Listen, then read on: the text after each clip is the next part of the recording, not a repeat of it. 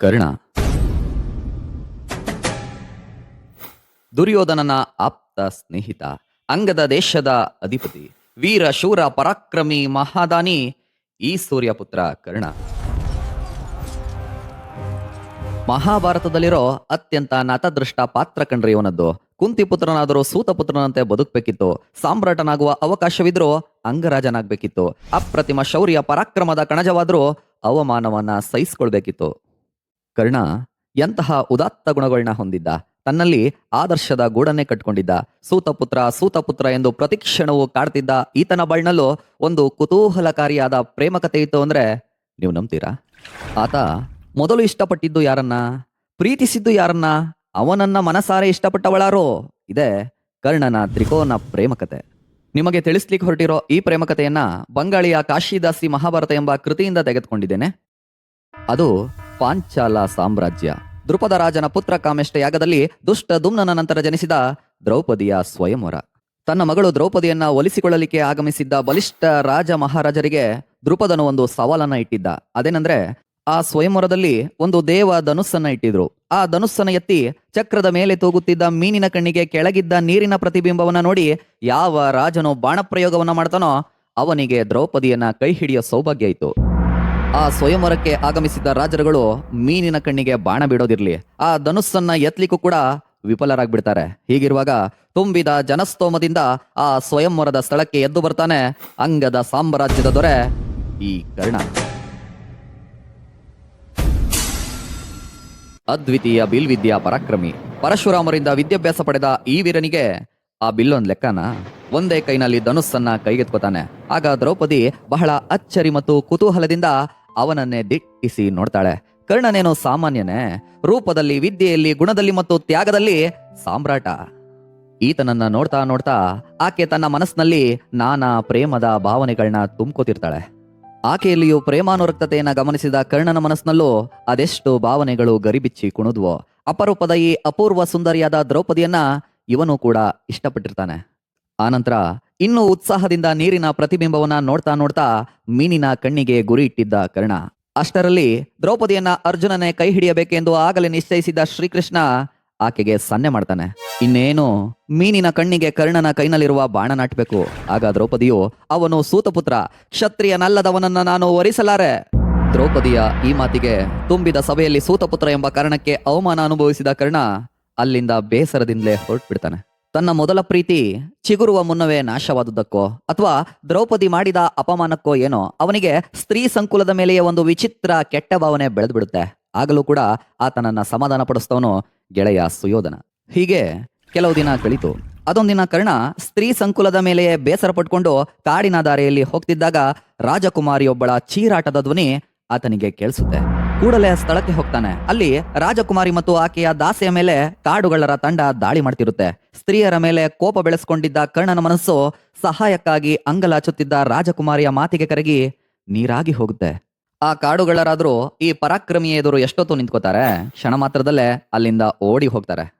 ಅಷ್ಟರಲ್ಲಾಗಲೇ ಆ ರಾಜಕುಮಾರಿ ಪ್ರಜ್ಞಾಹೀನ ಸ್ಥಿತಿಯಲ್ಲಿ ಮಲಗ್ಬಿಟ್ಟಿರ್ತಾಳೆ. ಆಕೆಯ ಉಪಚಾರ ಮಾಡಲು ಬಳಿ ಹೋದ ಕರ್ಣ ಅವಳ ಸೌಂದರ್ಯಕ್ಕೆ ಮಾರು ಹೋಗ್ತಾನೆ. ಸ್ತ್ರೀಯರ ಮೇಲಿದ್ದ ಕೋಪ ಆ ರಾಜಕುಮಾರಿಯ ಸೌಂದರ್ಯದ ಕಡಲಿನಲ್ಲಿ ತೇಲಿ ಹೋಗುತ್ತೆ.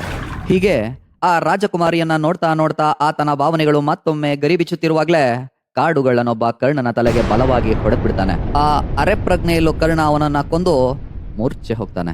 ಅಲ್ಲಿಗೆ ಬಂದ ರಾಜಕುಮಾರಿಯ ಸೈನಿಕರು ಯುವರಾಣಿಯನ್ನ ಅರಮನೆಗೆ ಕರೆತಂದು ಮಲಗಿಸ್ತಾರೆ. ತಮ್ಮ ಯುವರಾಣಿಯನ್ನ ಕಾಪಾಡಿದ ಕರ್ಣ ಯಾರೆಂಬುದನ್ನ ತಿಳಿಯದ ಸೈನಿಕರು ದಾಸಿಯ ಮನೆಯಲ್ಲಿ ಆತನನ್ನ ಮಲಗಿಸ್ತಾರೆ. ಆ ದಾಸಿಯ ಹೆಸರು ಪದ್ಮಾವತಿ, ಚಂದುಟಿಯ ಸುಕೋಮಲೆ ಸುಂದರಿ, ರಥಸಾರಥಿ ದ್ವಿಮತಸೇನನ ಏಕೈಕ ಪುತ್ರಿ. ಈಕೆ ಕರ್ಣನನ್ನ ಉಪಚರಿಸ್ತಾ ಆತನನ್ನ ನೋಡ್ತಾ ನೋಡ್ತಾ ಅವನ ಪರಾಕ್ರಮವನ್ನ ನೆನೆಸ್ಕೊಂಡು ಈತ ಅಂಗದ ಸಾಮ್ರಾಜ್ಯದ ಕರ್ಣನೆಂದು ತಿಳಿಯದೆ ಅವನನ್ನ ಮನಸಾರೆ ಪ್ರೀತಿಸ್ಲಿಕ್ಕೆ ಪ್ರಾರಂಭಿಸ್ತಾಳೆ ಈ ಪದ್ಮಾವತಿ. ಸ್ವಲ್ಪ ಸಮಯದ ಬಳಿಕ ಕರ್ಣ ಕಂಡ್ಬಿಡ್ತಾನೆ. ಅವನ ಎದುರು ಸುಂದರವಾದ ಹೆಣ್ಣೊಬ್ಬಳು ನಿಂತಿದ್ದಾಳೆ. ಪದ್ಮಾವತಿಯು ತನ್ನ ಪರಿಚಯ ಮಾಡಿಕೊಂಡ ನಂತರ, ಅವತ್ತು ನನ್ನ ಜೊತೆ ಇದ್ದವರು ಚಿತ್ರಾವತ ರಾಜನ ಏಕೈಕ ಮಗಳು ಆಸಾವರಿ, ನಾನು ಅವಳ ಸೇವಕಿ ಎಂದು ಹೇಳ್ತಾಳೆ. ಹೀಗೆಂದ ಆಕೆ ಕರ್ಣನ ಬಲಿಷ್ಠವಾದ ಬಾಹುಗಳನ್ನ ನೋಡ್ತಾ ನೋಡ್ತಾ ಮನದಲ್ಲೇ ನಾಚಿ ನೀರಾಗ್ತಿರುವಾಗ್ಲೇ ಅಲ್ಲಿಗೆ ಬರ್ತಾನೆ ಆಕೆಯ ತಂದೆ ದ್ವಿಮತಸೇನ. ಅಲ್ಲಿವರೆಗೂ ಕರ್ಣನ ಪರಿಚಯ ಯಾರಿಗೂ ತಿಳಿದಿರಲಿಲ್ಲ. ನಾನು ಕರ್ಣ, ಅಂಗದ ಸಾಮ್ರಾಜ್ಯದ ಅರಸ ಎಂದು ಆತನೇ ತನ್ನ ಪರಿಚಯವನ್ನ ಮಾಡ್ಕೋತಾನೆ. ಇದನ್ನ ಕೇಳಿದ ಪದ್ಮಾವತಿ ಮತ್ತು ದ್ವಿಮತ ಸೇನನಿಗೆ ಎಲ್ಲಿಲ್ಲದ ಸಂತೋಷ. ಕಾರಣ ನಮ್ಮ ಅತಿಥಿ ಮಹಾವೀರ, ತ್ಯಾಗಿ, ಪರಾಕ್ರಮಿ, ಅಂಗದ ಸಾಮ್ರಾಜ್ಯದ ಒಡೆಯ ಕರ್ಣ ಎಂದು. ಇದಾದ ಸ್ವಲ್ಪ ಸಮಯಕ್ಕೆ ಸೈನಿಕರು ಬಂದು ಅರಮನೆಯ ರಾಜಸಭೆಯ ಒಡ್ಡೋಲಗಕ್ಕೆ ಗೌರವಾನ್ವಿತವಾಗಿ ಕರ್ಣನನ್ನ ಕರೆತಂದು ಕೂರಿಸ್ತಾರೆ. ಒಡ್ಡೋಲಗಕ್ಕೆ ಇನ್ನೂ ಕೂಡ ಚಿತ್ರಾವತ ರಾಜನ ಆಗಮನವಾಗಿರೋದಿಲ್ಲ. ಕರ್ಣನ ಮನಸ್ಸಿನಲ್ಲಿ ಏನೇನೋ ಗೊಂದಲ ಮೂಡ್ತಿರುವಾಗ್ಲೇ ಹುಟ್ಟಿದ್ದ ಸೀರೆಯ ನೆರಿಗೆಗಳನ್ನ ಒದೆಯುತ್ತಾ, ಕಾಲ್ಗೆಜ್ಜೆಗಳ ನಾದವನ್ನ ಪಸರಿಸುತ್ತಾ, ನಾಚುತ್ತಲೇ ಕರ್ಣನ ಎದುರು ಬಂದು ನಿಲ್ತಾಳೆ ರಾಜಕುಮಾರಿ ಆಸಾವರಿ.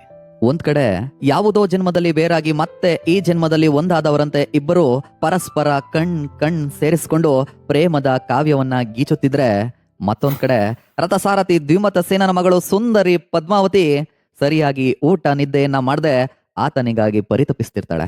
ಅದಾಗಲೇ ಆ ಆಸಾವರಿಯ ಮುದ್ದಾದ ವದನಕ್ಕೆ, ಚಂದದ ಮೈಮಾಟಕ್ಕೆ ನಮ್ಮ ಕರ್ಣ ಮೂಕ ವಿಸ್ಮಿತನಾಗಿ ಹೋಗಿರ್ತಾನೆ. ಯಾವಾಗ ನನ್ನನ್ನ ಕಾಪಾಡಿದ್ದು ಅಂಗದ ಸಾಮ್ರಾಜ್ಯದ ರಾಜ, ಪರಾಕ್ರಮಿ, ವೀರನಾದ ಸೂರ್ಯಪುತ್ರ ಕರ್ಣ ಎಂಬುದು ಆಸಾವರಿಗೆ ಗೊತ್ತಾಗಿತ್ತೋ, ಆಗಲೇ ಅವಳು ಸಹ ಕರ್ಣನ ಪ್ರೇಮದ ಬಲೆಯಲ್ಲಿ ಸಿಲುಕ್ಬಿಟ್ಟಿರ್ತಾಳೆ.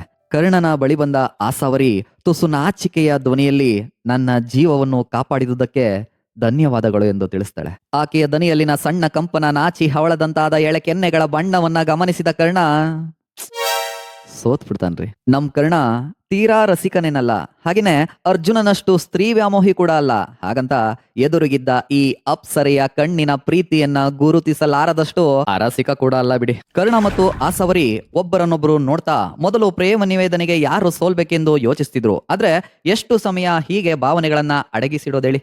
ಇನ್ನೇನು ಇಬ್ಬರಲ್ಲೊಬ್ರು ತಮ್ಮ ಪ್ರೇಮವನ್ನ ಹೇಳ್ಕೊಳ್ಬೇಕು ಅನ್ನೋಷ್ಟರಲ್ಲಿ ಸಭೆಗೆ ಚಿತ್ರಾವತ ರಾಜನ ಆಗಮನವಾಗುತ್ತೆ. ರಾಜ ಚಿತ್ರಾವತ ಕರ್ಣನಿಗೆ ಧನ್ಯವಾದಗಳನ್ನ ತಿಳಿಸಿ ಕೆಲವು ದಿನಗಳ ಕಾಲ ನಮ್ಮ ಆತಿಥ್ಯವನ್ನ ಸ್ವೀಕರಿಸಬೇಕೆಂದು ಮನವಿ ಮಾಡ್ಕೋತಾನೆ. ಆ ಕರ್ಣನಿಗೂ ಬೇಕಾದದ್ದು ಅದೇ ಅಲ್ವೇ? ಆದ್ರಿಂದ ಅವನು ಸಹ ಚಿತ್ರಾವತ ರಾಜನ ಮಾತಿಗೆ ಒಪ್ಕೊಂಡು ಕೆಲ ದಿನ ಅಲ್ಲೇ ಉಳ್ಕೋತಾನೆ. ಅದೊಂದಿನ ಸಂಜೆ ಉದ್ಯಾನವನದಲ್ಲಿ ಕರ್ಣ ಮತ್ತು ಆಸಾವರಿ ಭೇಟಿಯಾಗ್ತಾರೆ. ನಾಚುತ್ತಲೇ ಆಸಾವರಿ ತನ್ನ ಪ್ರೇಮ ನಿವೇದನೆಯನ್ನ ಕರ್ಣನಿಗೆ ಮಾಡ್ಕೊಬಿಡ್ತಾಳೆ. ಆ ಚೆಲುವೆಯ ಮನವಿಯನ್ನ ಆ ಕರ್ಣ ಅದು ಹೇಗೆ ತಾನೇ ತಿರಸ್ಕರಿಸಿಯಾನೋ ಅವನು ಕೂಡ ಒಪ್ಕೊಬಿಡ್ತಾನೆ.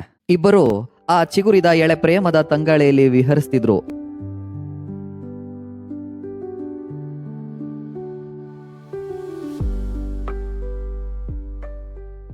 ಇನ್ನೇನು ಆ ವಿಚಾರ ಚಿತ್ರಾವತ ರಾಜನಿಗೆ ತಿಳಿಯಬೇಕಿತ್ತಷ್ಟೇ.